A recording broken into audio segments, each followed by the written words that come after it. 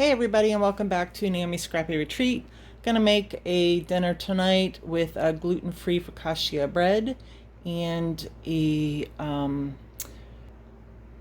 item someone sent me that was on TikTok with using feta cheese and tomatoes to make a pasta. So let's go ahead and get started. And so what we're gonna do first is I went ahead and already made the oh my goodness. I got half a cup of warm water. You should have it about 110 degrees. I just run the faucet, let it run until it's really warm, and then that's all I do. And then I just put that underneath of there. So then you need 2 teaspoons of sugar.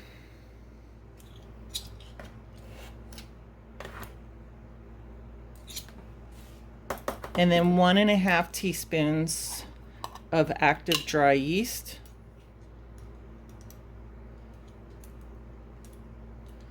And I know I have a half here, so I haven't made this in a while. I used to make this all the time, and I just haven't made it in forever. All right, we are going to just stir that around using the teaspoon that we have. And then it really needs to set, a good 5 minutes or so. But you're going to know it's done when it's all frothy and ready to go. So while we're working on getting that done,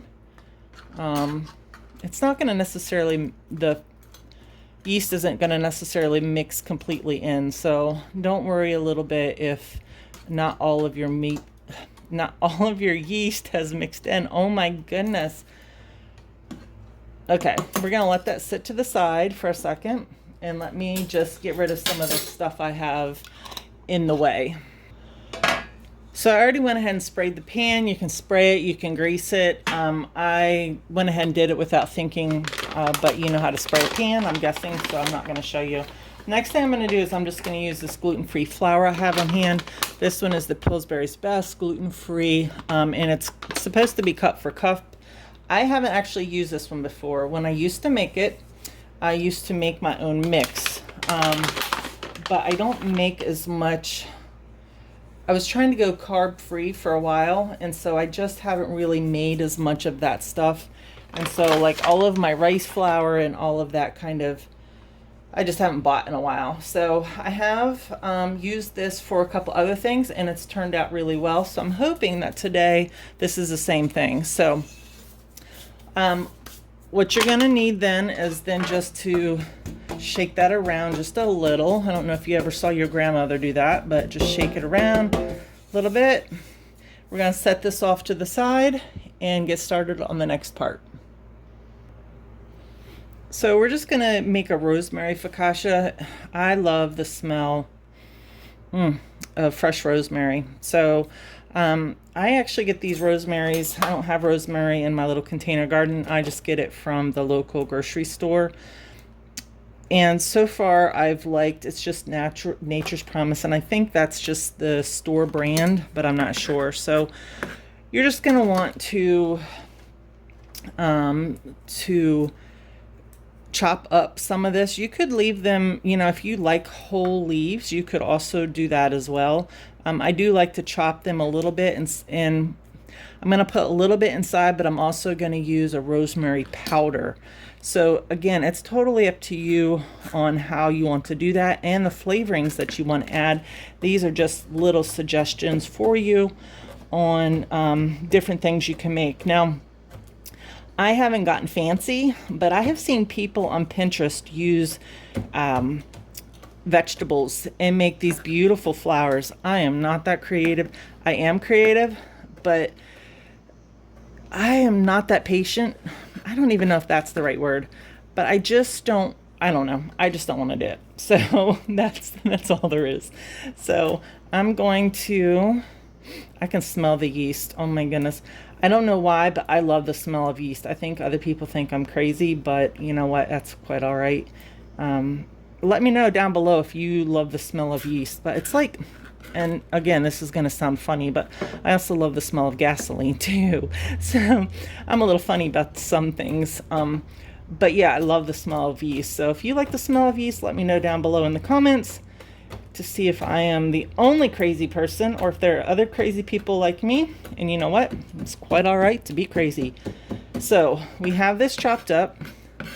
And now all we're going to do is gather our mix together to make our bread. So you need a cup and a half of your all-purpose flour blend, whatever you're using, whether you make it homemade or not. You're going to add xanthan gum to that. If your flour blend doesn't already have it, this flour blend that I'm using does not have xanthan gum, so I am going to go ahead and use it. I'm using 1.5 cups. I actually put it down a little bit further just so I don't make a huge mess. You don't need to see me trying to measure this out and not make a mess all over. So I'm going to pause it for a second and I'll be right back. So that's my cup and a half, and I'm just going to pour that in and set that off to the side because I may need it later. You may have seen the tomatoes, but that's going to be part of dinner. So you're going to need 1.5 teaspoons of your xanthan gum. So again, we'll just go back to our 1.5. So that's 1. Oh my goodness. I'm struggling today. I hope my meal comes out good tonight, guys. Otherwise, I'm going to be hungry. May have to come to your house to eat. And then I want to go ahead and add, if I didn't get rid of it all, some of this chopped rosemary that I've already chopped, just to add some brightness and freshness. Then I want to add just a little bit. Now this is preference for you. I'm going to add about 1/2 teaspoon of regular. And then I'm just going to dump in some Italian seasoning. You know, I really struggle with measuring my spices. I go by how something smells, but I probably put in about 1 teaspoon of that. Hold on just a second.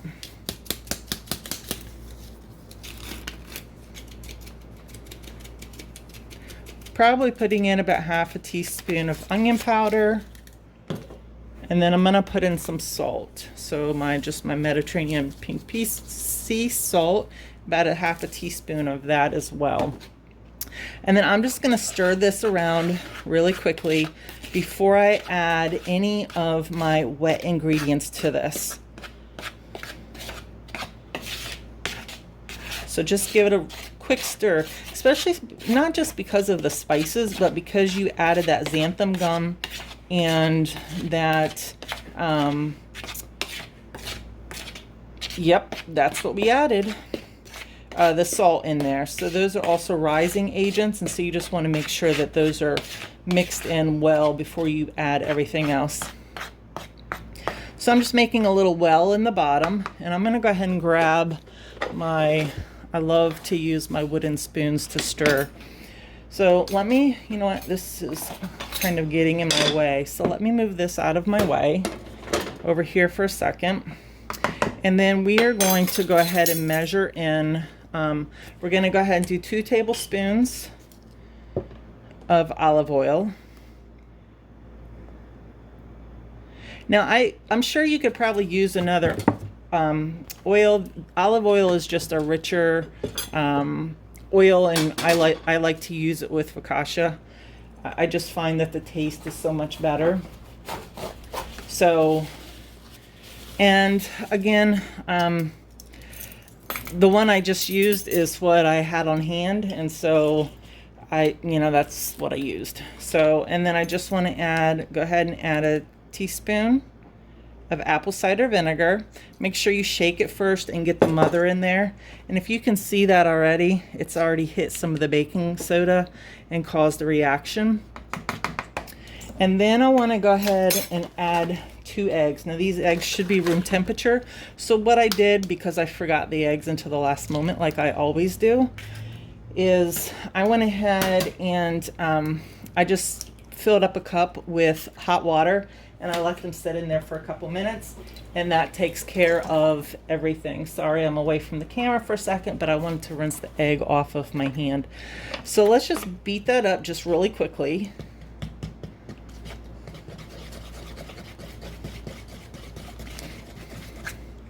Okay, and then we're gonna go ahead and add all of our liquid. So can you see all the foamy goodness on top of it? You can, I don't know if you can see from there, but it's about probably 1/4 of an inch or so, 1/4 of a cup of foam. So now we just want to stir all of that goodness into our mixture and stir it all up. So you do not need to see me stir this, so I'll be right back. Okay, so at this point you want to go ahead and turn your oven on to 400. See, this is what the dough looks like. It does form a ball, but it is still very, very sticky. So, you know, if you're used to working with, you know, gluten-free items, you know very well that gluten-free stuff has a different texture and a different way of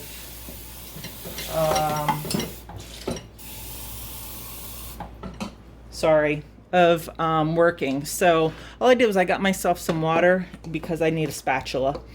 And so what you're going to do is you're just going to take a spatula, get your bread off, and then you're just going to push this out. Now ideally you want like an 11 by 7 pan, or, you know, 10 by 8 or something like that. I honestly do not know what this what size this pan is. That's terrible. This is about probably 10, it's about 10 inches wide. So this is a little bit bigger than what I need. So I'm not going to push this all the way to the edge. If you had an 11 by 7 pan or a smaller pan, you would definitely want to try to push it to the edge. Really, your main concern is to have a uniform thickness, and you really do want to kind of spread it thin, because it needs to rise up a little bit, and that's how you, well, you'll see when we get to that point. So let me finish playing with my dough and then we'll come right back. So if you had an 11 by 7 pan, it wouldn't be so fiddly and hard to work out. But this is the size pan I have. It's now about a 7 by about 11. My span is about 9. So that's about, you know, that size. So you know what, it'd probably fit in a little over a 9 by 9 pan. It's going to be a little thicker, so it's going to take a little longer to bake.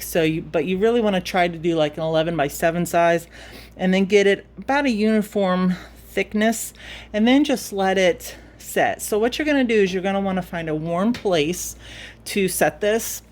Grandma and I always put stuff on the top of our refrigerator. I can't do that right now because that's where my toaster oven is. So go ahead, and if I haven't said it already, turn your oven on to 400. And what I'm going to do is I'm just going to place this on top of my stove, and then because that's going to go ahead and give it some of the temperature I need to let it rise. I can't set it on my back burner because that is where you know, the heat actually comes straight up, but I can put it toward the back of it and then let it go ahead and rise. So once it gets to that point, we'll have a couple more things we need to do before we put it in the oven. So I will be back when this is risen. So while we're waiting, let's go ahead and make the rest of dinner, because I'm going to go ahead and cook it all at 400. Should be done right around the same time. If not, I can leave the bread come out, because the bread takes about 25 minutes. This should take, because these are crumbles, probably about 25 minutes. But I'm going to spiralize some zucchini, which I just realized I don't remember where I put it. Oh yeah, I do. It's back in the fridge. So I was given a big zucchini, so I'm hoping I can use it, but I'm not sure if I can because it's going to be bigger than the spiralizer. So if it's going to be too big for the spiralizer, because I think if I cut it down, it's not going to work, but I've never tried it. So we may try something new today. But I have some tomatoes that were, I just had left over that were laying around. They're almost ready to go into the bin, but I'm going to go ahead and save the last little bit that I have. And I did wash these off first. I'm not sure why they look like that. And then I have some that I actually grew in my garden outside, and I washed those off as well. Well, it's not a garden, it's the container garden that I've been telling you guys about. It has not done well at all, and I really do think there's a lot of circumstances, but the biggest circumstance is because it just does not get enough sunshine during the day. And did you guys see what I did? I threw away my tomato and threw the green stem part back in here. So this is not a lot of tomatoes, so you really would want, if you're going to do it for yourself, this would be plenty, I do believe. I mean, that's quite a bit. That's probably going to be, by the time I get done, it's going to be, you know, enough for a couple servings. And then just throw some feta in the middle of it.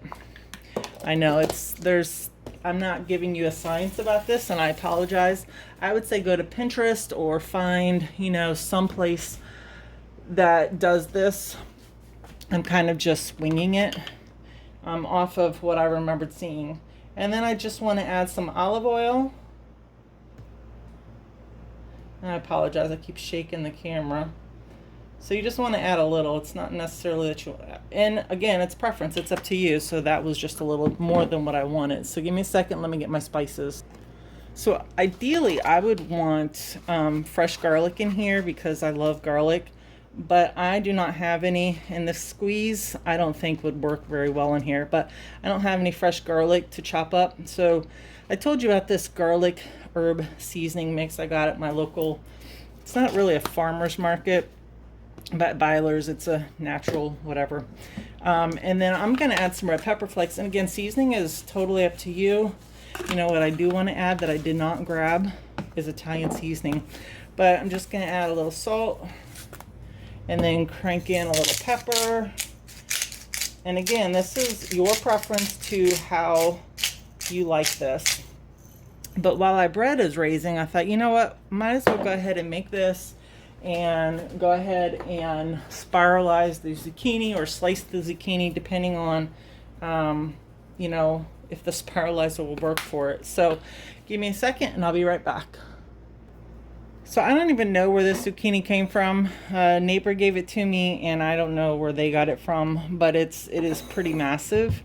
So I'm hoping that I can get this size into there, but I don't know. And I'm only gonna, would help if I use the right side of the blade. Oh my goodness. I'm struggling today. So I'm gonna just leave the top on it so that I can hold it. Let's just see if I can do this here. It might be okay. Oh look, we might be okay. So what I don't like about the spiralizer is that, and I don't know if it's working. Yeah, it's working.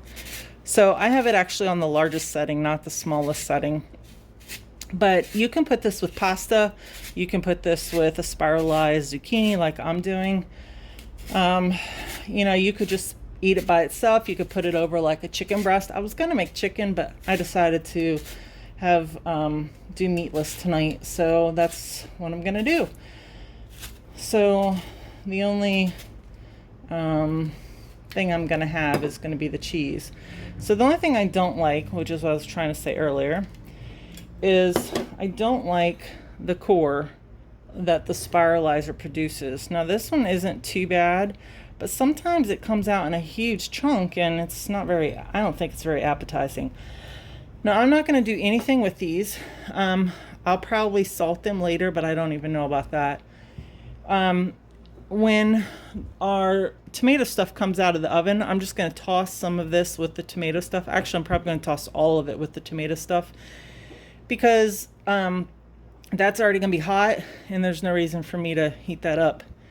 So now we're just waiting for the bread to rise, and hopefully it will be risen pretty soon because I'm getting pretty hungry. I started this a little later, so usually things take, like for rising, depending on where you have it, it takes half hour or so. I do see that it is getting better, so we'll come back to it in just a couple minutes.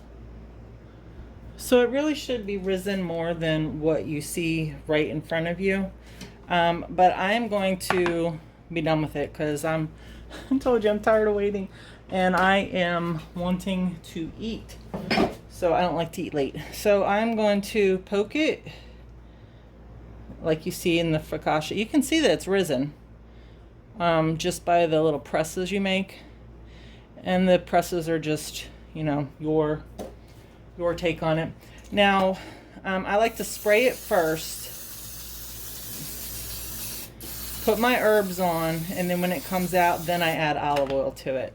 So when I used to make this with regular, you know, when I wasn't gluten-free. I do believe that I just put olive oil on it and stuck it in, but you know what?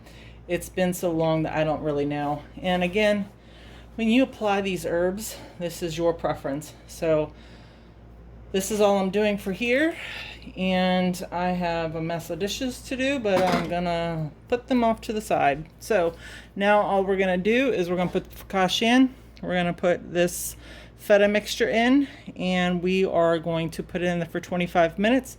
After 25 minutes, I'll come back and we'll see how things turned out. So it is done. I am just going to, without burning myself, because it happens a lot, stir this all up.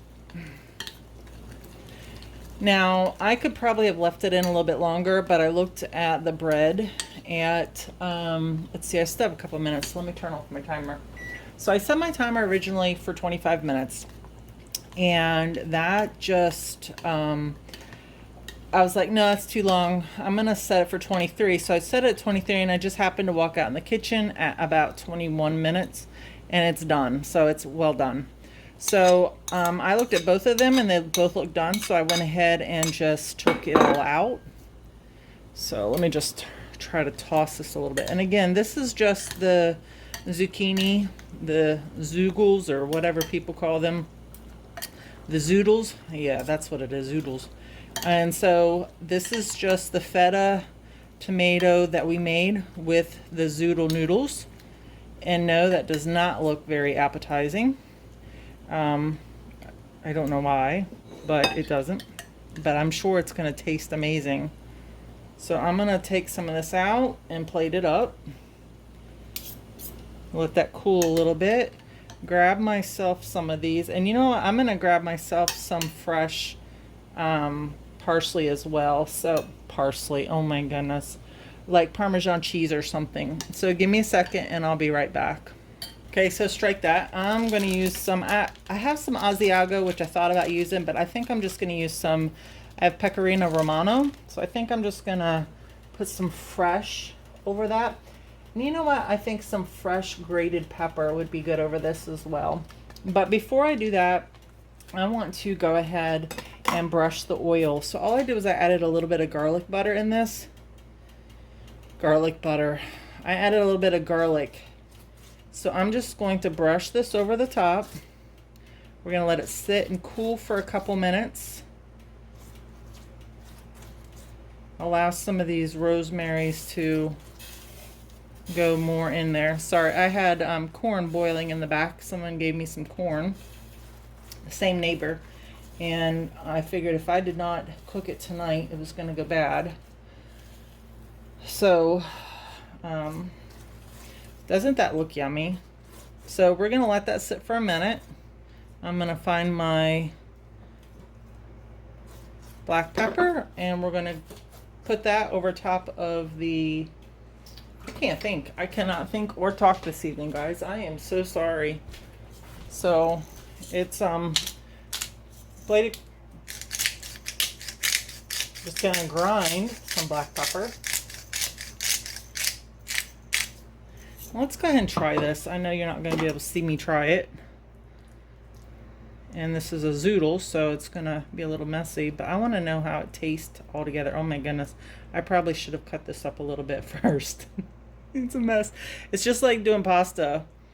But I do not want that big of a piece in my mouth. So let's see if I can do a smaller piece and see what this is like. Oh my goodness. Do you see how long that is? Okay, I can't handle it. I'm sorry. It's not pasta, so you can't shoot me, right? It's not real pasta.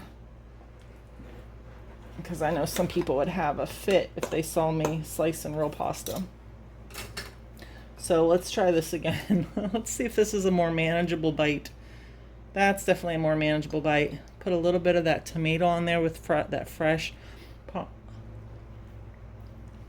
Oh wow, that's really yummy. So guys, dinner is this lovely bread. Now I cooked this a little too much, so if you see I didn't have all of my edges completely correct. So when they say do it uniform thickness, remember this is gluten-free bread. So it cooks a little bit different. It rises differently. It will not act like regular bread. So if you're used to cooking regular bread and are trying gluten-free and getting frustrated, trust me, I understand. Which is why I don't bake as much as I used to. That and having gone more low carb. But I'm getting ready to get out of that. So let me try this too. Those flavors are amazing. Look at that. It's not really, I don't remember, it tastes great, but I don't think it rose like it would normally rise. So I don't know, but I hope you enjoyed this. Hope you try this. I will try to remember to put the ingredients down in the description below. And again, thank you for joining me. This is Naomi with Naomi's Scrappy Retreat. Let me know in the comments if you've tried either one of these, how you're doing with your gluten-free baking. And as always, be blessed and be a blessing to someone else, and have a wonderful day. Until next time.